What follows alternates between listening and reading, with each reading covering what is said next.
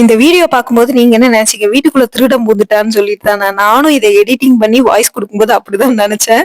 Actually 2 நாளைக்கு முன்னாடி இந்த எடுத்த வீடியோங்க. விளாக் போடணும்னு நெனச்சு 1 வாரம் கூட நம்மனால உருப்படியா போட முடியறதில்ல. 2 நாளைக்கு முன்னாடி தான் கோயம்புத்தூர்ல மழை வந்தது. மழை டைம்ல எனக்கு தோன்றது ஒண்ணு டீ குடிக்கணும்னு தோணும். இல்லாட்டி இந்த மாரி கொழா புட்டு, கொழுக்கட்டை இந்த மாரி ஐட்டம் சாப்பிடணும்னு தோணும். எனக்கு டீ குடிக்கணும்னு தோணல. கொழா புட்டு சாப்பிடணும்னு தோணிருச்சு. எங்க வீட்ல பெருசா யாரும் இத லைக் பண்றதில்ல. அதனால நான் எனக்கு மட்டும் அளவா செஞ்சேன். சுடுதண்ணி வச்சிருந்தேன் அடுப்புல. அதுக்கு பக்கத்திலேயே கொழா புட்டுக்காக பெசஞ்சு ரெடி பண்ண ஆரம்பிச்சுட்டேன்.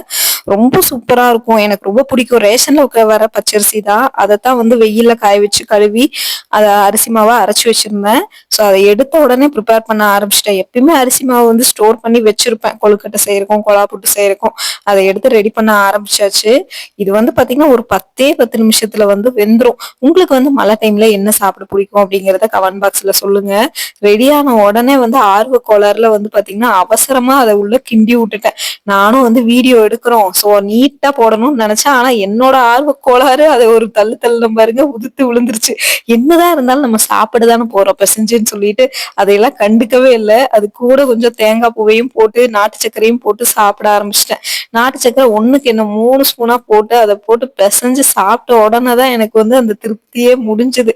திடீர்னு எனக்கு இந்த மாதிரி தோணும் பாருங்க. உங்களுக்கும் இந்த மாதிரி மழைக்கு என்ன சாப்பிட தோணும்னு